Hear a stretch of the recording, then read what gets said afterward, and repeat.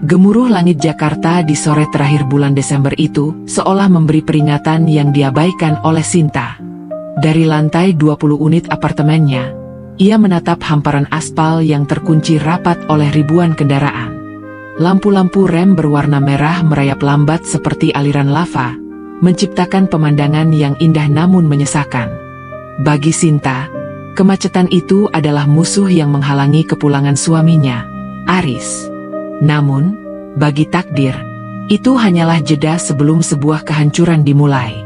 Sinta mematung di depan cermin besar yang membingkai seluruh tubuhnya. Ia telah menghabiskan waktu hampir 3 jam untuk berdandan.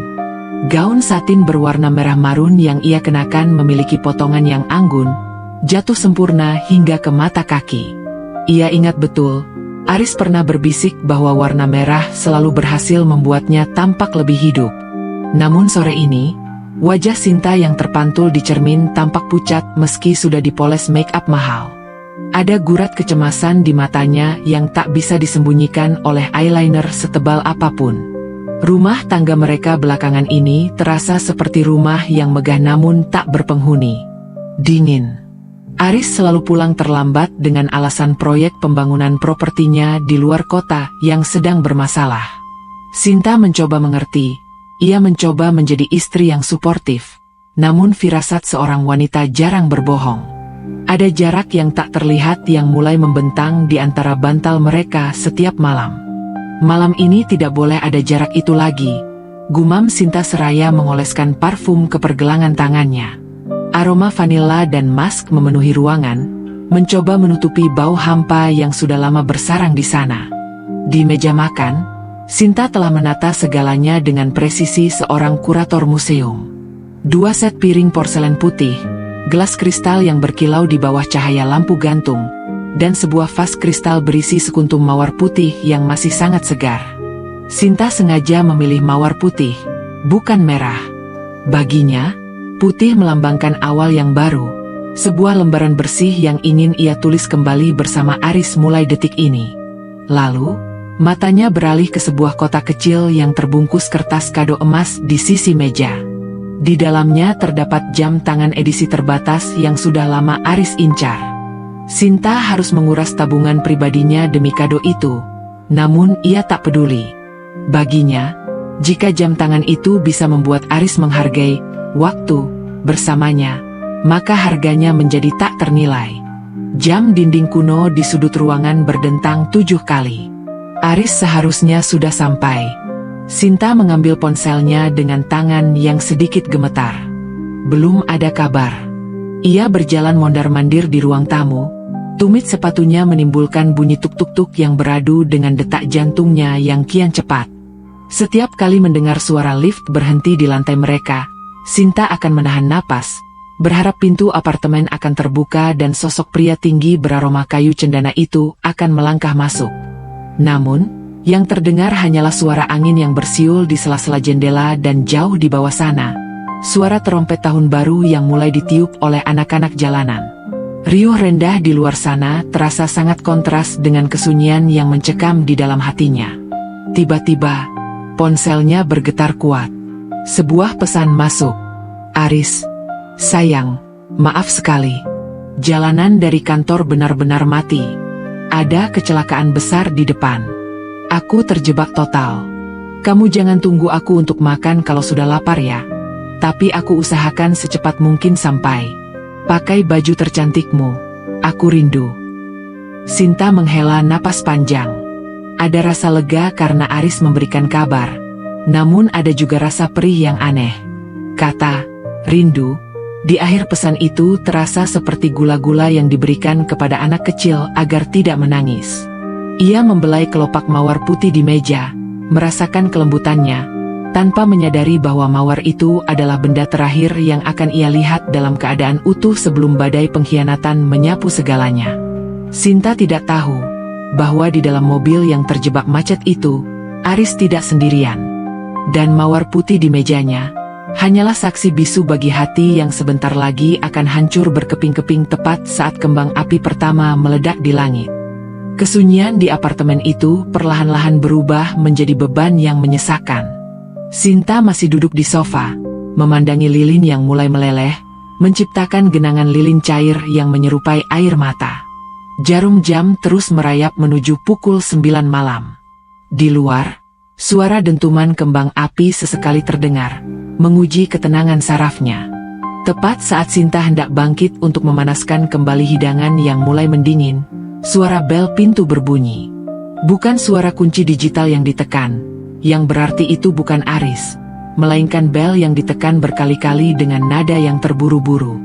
Sinta mengernyitkan dahi. Siapa yang datang di malam tahun baru seperti ini? Saat ia membuka pintu, matanya membelalak. Di depan pintu berdiri Mila, sahabat terdekatnya sejak bangku kuliah. Mila tampak kacau. Rambutnya yang biasanya tertata rapi kini berantakan, dan maskaranya luntur membentuk garis hitam di bawah matanya yang sembab. Ia mengenakan cuat panjang yang dikancingkan tidak rapi, seolah-olah ia pergi terburu-buru. "Sinta, tolong aku," isak Mila. Suaranya parau dan bergetar. Tanpa menunggu undangan, Mila menerobos masuk ke dalam apartemen dan langsung terduduk lemas di lantai ruang tamu. Sinta tertegun, bingung antara rasa khawatir dan sedikit kecewa karena momen romantisnya terganggu. Namun, melihat sahabatnya dalam kondisi sehancur itu, naluri kepeduliannya menang. Ia segera menutup pintu dan berlutut di samping Mila. "Mila, ada apa? Kenapa kamu seperti ini?" Sinta memegang bahu Mila yang gemetar hebat. Dia memukulku. "Shin. Kami bertengkar hebat karena dia ketahuan selingkuh lagi. Aku tidak tahu harus lari kemana. Aku takut dia mencariku ke rumah orang tuaku."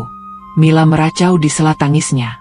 Ia memeluk tas tangannya erat-erat, seolah di dalamnya terdapat seluruh sisa hidupnya. Sinta merasakan kepedihan sahabatnya. Ia tahu Mila memang memiliki hubungan yang rumit dengan kekasihnya yang misterius, pria yang selama ini tidak pernah Mila kenalkan secara resmi kepada Sinta dengan alasan, belum saatnya. "Tenanglah, Mil. Kamu aman di sini." Sinta mencoba menenangkan. Ia membimbing Mila untuk duduk di sofa. "Aris sebentar lagi pulang. Kita akan makan malam, dan kamu bisa istirahat di kamar tamu. Kita akan bicarakan semuanya besok. Oke?" Mila mendongak, menatap Sinta dengan tatapan yang sulit diartikan, campuran antara rasa syukur, ketakutan, dan sesuatu yang lebih gelap yang tidak ditangkap oleh radar kebaikan Sinta. Aris belum pulang?" tanya Mila pelan, sambil menyeka air matanya. "Belum, dia terjebak macet total," jawab Sinta sambil berjalan menuju dapur untuk mengambilkan segelas air hangat. Katanya ada kecelakaan besar di depan jalan utama. Mila terdiam. Ia menatap meja makan yang sudah tertata indah, matanya tertuju pada mawar putih yang berdiri tegak di tengah meja. Sudut bibirnya berkedut sedikit, sebuah gerakan yang sangat halus sehingga Sinta tidak melihatnya saat ia kembali membawa segelas air. "Minumlah dulu." Sinta memberikan gelas itu. Mila meminumnya dengan tangan yang masih sedikit gemetar. Namun, saat ia meletakkan gelas itu kembali, ia tampak sedikit lebih tenang, atau mungkin lebih tepatnya, lebih terkendali. "Terima kasih, Shin. Aku tidak tahu apa jadinya kalau aku tidak memilikimu. Kamu benar-benar orang paling baik yang aku kenal." Sinta tersenyum tulus, mengusap punggung tangan Mila. "Kita sudah seperti saudara, Mil. Apapun yang menjadi masalahmu, adalah masalahku juga." Sinta tidak menyadari betapa ironisnya kalimat yang baru saja ia ucapkan. Ia juga tidak memperhatikan bahwa Mila terus-menerus melirik ke arah ponselnya yang tersimpan di dalam tas. Di bawah gemerlap lampu apartemen yang mewah, sebuah duri baru saja masuk ke dalam kelambu rumah tangganya, bersiap untuk menusuk tepat ke jantung paling dalam. "Kamu mau bersih-bersih dulu? Pakai saja baju tidurku di kamar tamu," tawar Sinta. Mila mengangguk pelan. "Iya, aku butuh membasuh mukaku. Rasanya sangat panas." Saat Mila berjalan menuju kamar mandi di dalam kamar tamu, Sinta kembali menatap jam. Pukul 21.45. Di luar sana, langit Jakarta mulai berwarna-warni oleh kembang api yang diledakkan lebih awal. Sinta merasa lega bisa membantu Mila. Namun di sudut hatinya, ada kegelapan yang mulai merayap. Ia merasa malam tahun baru ini tidak akan berjalan sesuai rencananya. Ia kembali duduk di meja makan, menatap kursi kosong milik Aris. Ponselnya berdering. Bukan telepon, melainkan sebuah notifikasi pesan. Tapi bukan dari ponselnya sendiri. Suara getaran itu berasal dari tas Mila yang tertinggal di atas meja ruang tamu.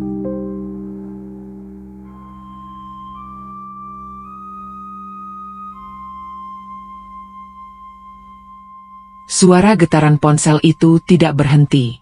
Di tengah kesunyian ruang tamu yang hanya dihiasi suara kucuran air dari kamar mandi tempat Mila berada, bunyi BZZZT, BZZZT, itu terdengar seperti detak bom waktu. Sinta awalnya mencoba mengabaikannya, menghargai privasi sahabatnya yang baru saja mengalami musibah. Namun, ponsel di dalam tas Mila yang terbuka itu terus menyala, memantulkan cahaya biru yang berkedip-kedip di permukaan meja kaca. Rasa ingin tahu adalah duri pertama yang menusuk nurani Sinta. Ia mendekat, niat awalnya hanyalah untuk mematikan suara getar itu agar Mila bisa tenang. Namun, saat tangannya meraih tas itu, layar ponsel Mila menyala terang tepat di depan matanya. Sebuah pesan dari kontak yang hanya dinamai dengan simbol matahari.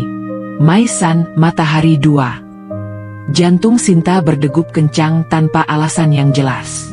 Kalimat di layar terkunci itu terbaca dengan sangat jelas. Aku sudah di depan komplek, keluar sekarang. Jangan sampai istrimu tahu kita akan merayakan tahun baru di villa. Aku sudah menyiapkan kejutan untukmu di sana. Dunia seolah berhenti berputar. Sinta merasa oksigen di sekitarnya mendadak hilang. Struktur kalimat itu sangat familiar. Jangan sampai istrimu tahu. Tangan Sinta gemetar hebat saat ia meraih ponselnya sendiri yang tergeletak di meja makan. Ia membuka pesan terakhir dari Aris yang ia terima 1 jam lalu. Ia membandingkan gaya penulisan, tanda baca, dan cara Aris menyusun kata-kata. Hatinya mencelos. Rasa mual mulai mengaduk perutnya. Tidak, ini tidak mungkin, bisik Sinta. Suaranya pecah, hampir tak terdengar. Ia mencoba meyakinkan diri bahwa itu hanya kebetulan. Mungkin kekasih Mila juga seorang suami orang. Mungkin gaya bicaranya memang mirip. Namun, sebuah kecurigaan yang selama ini ia kubur dalam-dalam, tentang aroma parfum wanita di kemeja Aris yang dikatakan sebagai bau pewangi ruangan, atau nomor asing yang sering menelepon di tengah malam, kini bangkit seperti hantu yang menakutkan. Dengan keberanian yang dipaksakan, Sinta mencoba menekan layar ponsel Mila. Ia tahu pola kunci Mila karena mereka sering berbagi rahasia. Benar saja, pola huruf L sederhana membuka segalanya. Sinta membuka aplikasi pesan. Matanya perih melihat deretan percakapan panjang yang dimulai sejak 6 bulan lalu. Foto-foto mereka, Aris dan Mila, di tempat yang tak pernah Sinta datangi. Foto Mila yang tersenyum manja di pundak Aris saat mereka mengaku sedang dinas luar kota. Dan yang paling menghancurkan hati Sinta adalah sebuah foto yang baru dikirim pagi tadi. Foto Aris yang sedang memegang bunga mawar putih, dengan keterangan, "Putih untukmu, karena cintaku padamu suci, tak seperti hubunganku yang dipaksakan dengan dia." Mawar putih. Bunga yang sama yang kini berdiri dengan sombong di tengah meja makan Sinta. Luka itu tidak lagi terasa seperti tusukan kecil, melainkan sayatan lebar yang membelah dadanya. Sinta merasa dikhianati oleh 2 orang paling penting dalam hidupnya sekaligus. Sahabat yang ia tampung dengan penuh air mata ternyata adalah duri yang selama ini ia rawat di dalam kelambunya sendiri. Tiba-tiba, suara pintu kamar mandi terbuka. Sinta dengan cepat meletakkan ponsel Mila kembali ke dalam tas dan berdiri mematung membelakangi kamar mandi. Ia meremas pinggiran meja makan hingga buku-buku jarinya memutih. Air mata yang sejak tadi tertahan kini mulai jatuh satu persatu, membasahi gaun merah marun yang ia banggakan. "Shin, kamu kenapa?" Suara Mila terdengar lembut, sangat lembut hingga terdengar seperti racun di telinga Sinta. Mila berjalan mendekat, sudah berganti pakaian dengan kaos milik Sinta. Wajahnya tampak segar. Tak ada lagi jejak ketakutan yang ia tunjukkan saat baru datang tadi. Sinta tidak berbalik. Ia hanya menatap mawar putih di vas kristal itu dengan tatapan kosong. "Mila, siapa? Maisan?" Suasana mendadak menjadi sangat dingin. Sinta bisa merasakan langkah kaki Mila terhenti seketika. Kesunyian yang mengikuti pertanyaan itu jauh lebih jujur daripada ribuan kata maaf yang mungkin akan diucapkan setelah ini. Kesunyian yang menyusul pertanyaan Sinta terasa begitu berat, seolah dinding-dinding apartemen itu perlahan menyempit. Mila terpaku di tempatnya berdiri. Tangannya yang tadi hendak meraih tas di meja kini menggantung di udara. Wajahnya yang semula tampak tenang setelah mandi, kini berubah pucat pasi. "Shin, apa maksudmu? Kamu lancang sekali membuka ponselku."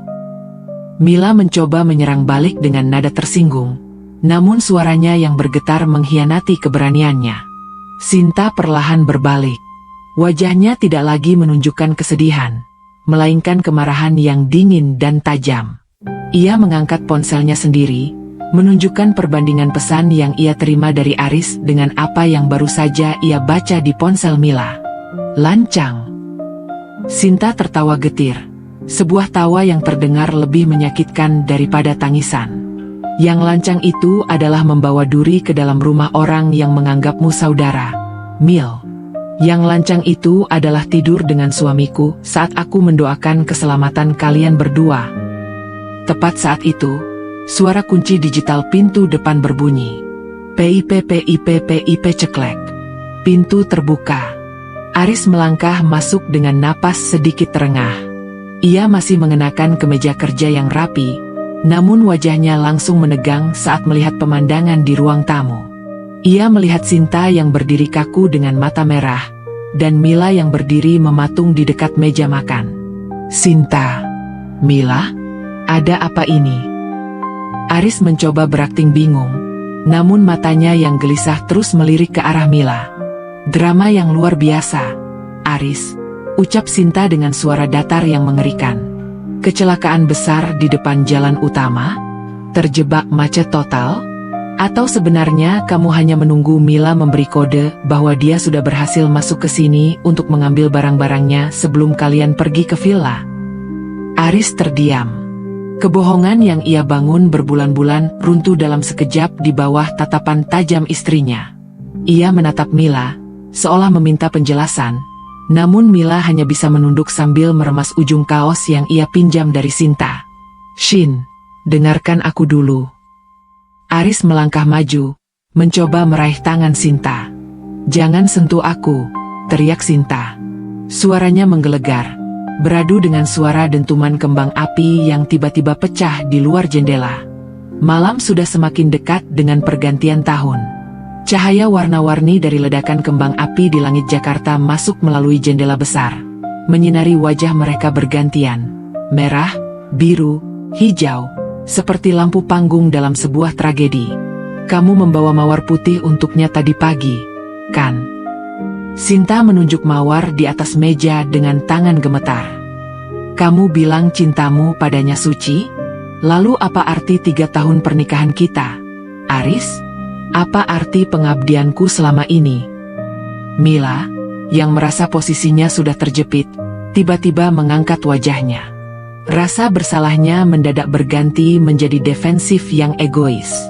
"Sudahlah, Aris. Dia sudah tahu semuanya.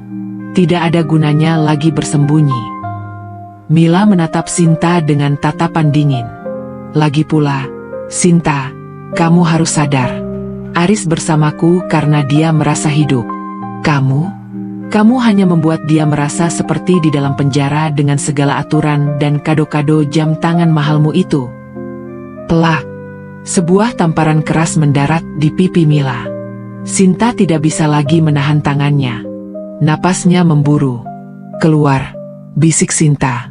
"Kalian berdua, keluar dari rumahku sekarang juga." Di luar, langit semakin meriah. Suara trompet bersahutan, menandakan menit-menit terakhir menuju tahun yang baru. Bagi jutaan orang di luar sana, ini adalah perayaan. Bagi Sinta, ini adalah upacara pemakaman bagi hatinya yang telah mati. Gema tamparan itu seolah masih terngiang di udara, bersaing dengan hiruk-pikuk kembang api yang kini meledak bertubi-tubi di langit Jakarta. Pipu Mila memerah, namun matanya memancarkan kebencian yang sudah lama ia pendam. Aris terpaku, berdiri di antara dua wanita yang kini menjadi kutub yang saling menghancurkan. "Keluar," ulang Sinta. Suaranya lebih rendah namun penuh penekanan yang mematikan. "Bawa pengkhianat ini pergi dari hadapanku sebelum aku melakukan hal yang lebih jauh." "Aris." Aris menatap Sinta, ada sekelumit rasa iba dan penyesalan di matanya.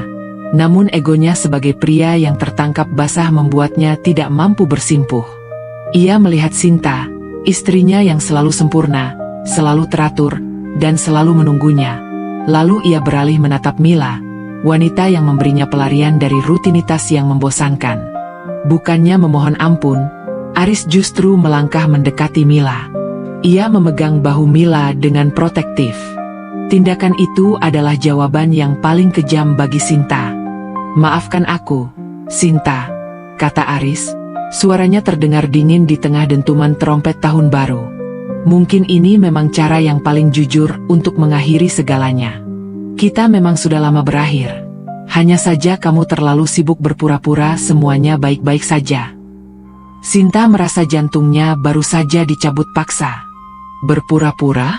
Aku menjaga rumah ini, menjaga namamu, menjaga hatiku hanya untukmu. Dan kamu menyebutnya berpura-pura?" Mila tersenyum tipis, sebuah senyuman kemenangan yang menyakitkan. Ia meraih tasnya di meja, lalu dengan sengaja tangannya menyenggol vas kristal di tengah meja makan. Perang! Vas itu jatuh ke lantai, pecah berkeping-keping. Air membasahi lantai marmer, dan sekuntum mawar putih yang tadi menjadi simbol harapan Sinta kini tergeletak di antara pecahan kaca. Mila melangkah maju, dan dengan sengaja, tumit sepatu tingginya menginjak kelopak mawar putih itu hingga hancur dan kotor oleh noda hitam. "Bunga ini tidak pernah cocok untuk rumah ini, Shin," bisik Mila tajam. Aris tidak menghentikan Mila.